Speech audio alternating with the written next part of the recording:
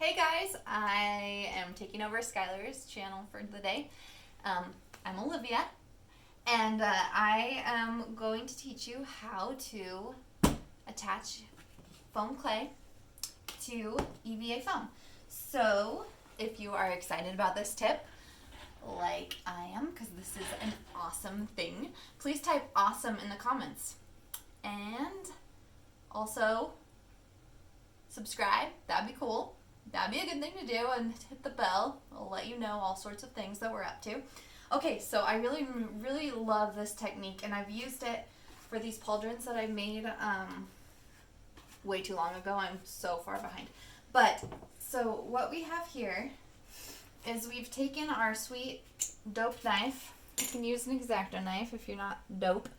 And we've scored each of these spots for a scale, and so then I just take a little bit of FOMO from my big old tub of FOMO,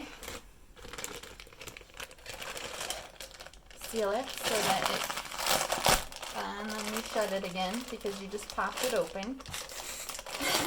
This is going well. This is going really well. He's definitely gonna let me do this again. Okay. So then you just take some FOMO, and I always take way too much. So take some, and then you're probably going to end up halving it again. I probably should have washed like my fingernails before this, but we're just going with it. We're just going. So I like to get a whole bunch of different varieties of these, but that's just specific to scales. So let's just focus on attaching EVA foam.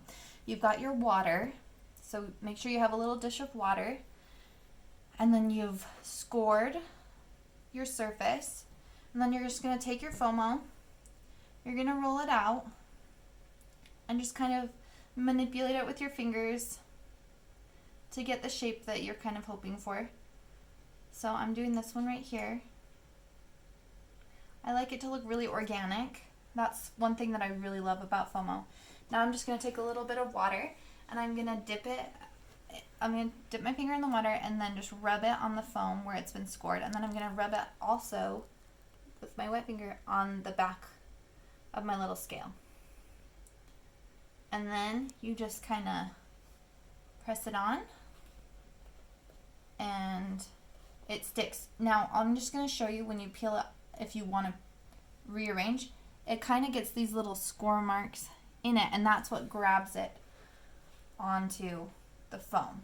So then you let that dry, you seal it with some Plasti-Dip, and you paint it, and it ends up just awesome. So comment awesome, because it's awesome.